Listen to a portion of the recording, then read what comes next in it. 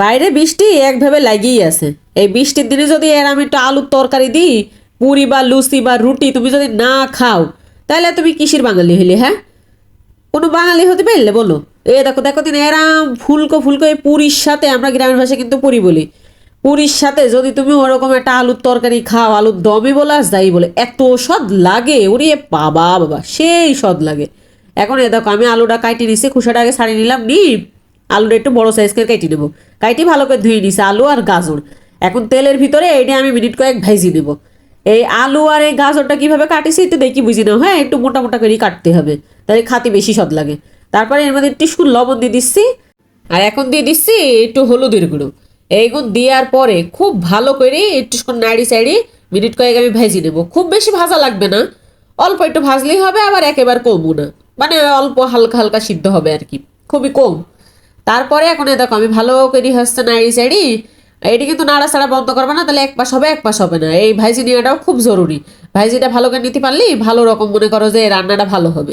তারপর ওই গুণ তুলে নিয়ে একই তেলের ভিতর দিয়ে দিচ্ছি পেঁয়াজ, আর এখন দিলাম চিলি ফ্লেক্স। চিলি ফ্লেক্স যদি তোমার বাসায় না থাকে, তাহলে তুমি ওই একটা শুকনো ঝাল বা দুটো শুকনো ঝাল এর ভিতর দিয়ে দিতে পারো, তাতেও কিন্তু সমস্যা নেই। হ্যাঁ, এখন একটুক্ষণ ভাইজি নেওয়ার পরে এখন আমি এর ভিতর দিয়ে দেবো এই যে বাটা মশলা। এখানে আমি পেঁয়াজ, 2 কোয়া রসুন আর একটুক্ষণ আদা, হ্যাঁ এগুলো সব গুণ দিই একবারে ব্লেন্ডার করে নিচ্ছি, ঠিক আছে। তারপর এগুলো সব একটুক্ষণ ভাইজি নেবো না, ভাইজি নেওয়া হয়ে গেলি হালকা একটু ভাজলেই হবে না। ভাইজি নেওয়া হয়ে গেলি এর ভিতর দিয়ে দিব তোমার হচ্ছে ওই যে হলুদের গুঁড়ো, তারপর মানে গুঁড়ো মশলা গুণ। তোমার ওই যে পরিমাণ তুমি আলু কি গাজর নিছো সেই পরিমাণে তুমি এখানে মশলাটা দিবা। আমার পরিমাণটা বুঝে আমি দিয়ে নিছি, এই জন্য পরিমাণটা বলছি নি। তে হলুদের গুঁড়ো, মরিচের গুঁড়ো আর ওই ধনির গুঁড়ো এগুলো সব আমি দিয়ে দিলাম। হ্যাঁ, দিয়ে দেওয়ার পরে এখন ভালো করে নাড়ি চাড়ি মিশিয়ে নেবো। আর একটু লবণ কিন্তু পরিমাণ মতো দিতে আবার ভুলে যাও না, আমি যেন বলতে এই যে ভুলে যাচ্ছিলাম প্রায়। তো যাই হোক, এখন দেখো এগুন দেওয়ার পরে খুব মানান করে একসাথে মিশিয়ে নিচ্ছি। মিশিয়ে নেওয়া হয়ে গেলি তারপরে যখন দেখো একটু ভুনা ভুনা হয়ে আসবে, একটু শোনা যে ব্যালেন্ডার ধোয়া পানি আমি দিয়ে দিলাম, খুবই অল্প। হ্যাঁ, দিয়ে এখন এদিকে আবার ভালো করে কষি নেবো। এই যে আমার কষানো হয়ে গেছে, এখন মনে করো আমি ওই যে ভাইজি রাখা যায় পেঁয়াজ গুণ, এই সরি ওই যে কি যেন বলে আলু আর ওই গাজর ওই যে ভাইজি নিচে ওইগুণ আবার দিয়ে দিলাম। মাঝে মাঝে ভুল হয়ে যায়, কি আর করা যাবে বলো, তোমরা একটু ক্ষমা সুন্দর দৃষ্টির দেখবা।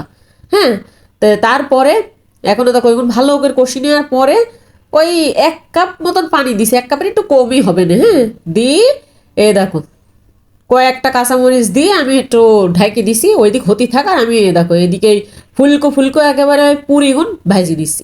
কি যে সদ লাগে এভাবে খালি, তোমরা না খালি আর বুঝবা কি করি। যারা যারা খাইওছো তারা জানো, আর যারা যারা খাওনি ভিডিওটা দেখা শেষ হলি লাইক কমেন্ট করি, পারলে একটা শেয়ার দিতে পারো, মন যদি চাই দৌড়ি চলে যাবা চুলার ধারে যাই একেবারে করে নিবা ঝট্টাপট, ঠিক আছে।